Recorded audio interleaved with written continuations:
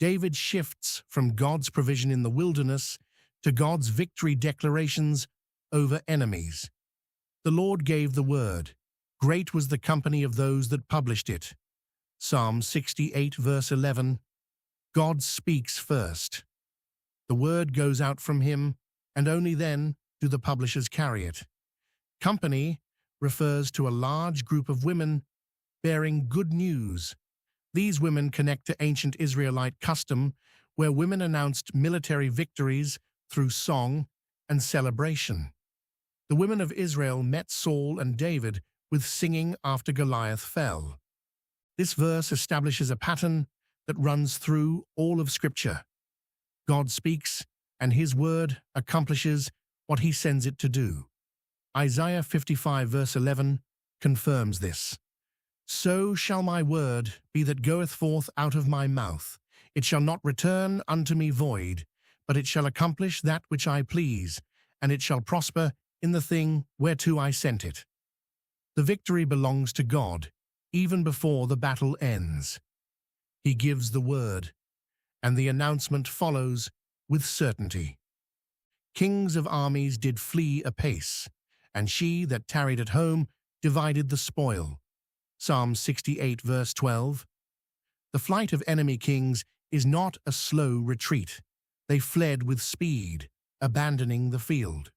Armies commanded by kings, men who hold the highest military authority available in the ancient world, cannot stand against the word God speaks. Their retreat is total. The verse does not describe a contested battle. It depicts a rout. The second half of the verse is striking. The women who stayed home divided the spoils. They waited at home while the battle raged, and they received a full portion of the victory. This reflects the covenant principle that God's people share in what God accomplishes, not because they earned it, but because they belong to Him. The same principle appears in David's ruling after the Battle of Ziklag, that those who stayed with the supplies shared equally with those who fought.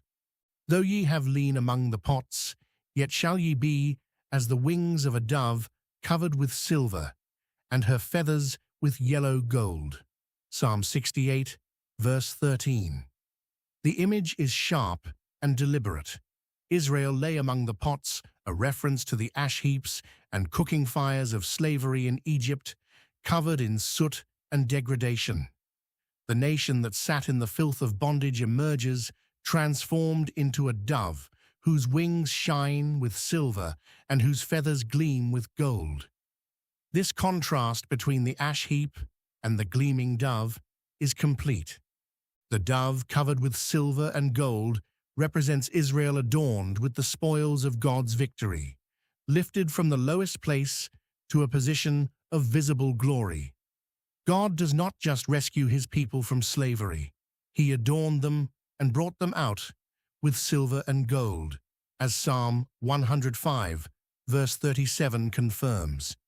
He brought them forth also with silver and gold, and there was not one feeble person among their tribes. When the Almighty scattered kings in it, it was white as snow in salmon. Psalm 68, verse 14. The Almighty scatters kings. When He moves against kings and their armies, the result is described as snow on salmon, a wooded mountain known for its dark appearance. Snow covering a dark mountain creates a dramatic transformation, a landscape changed by what falls from above.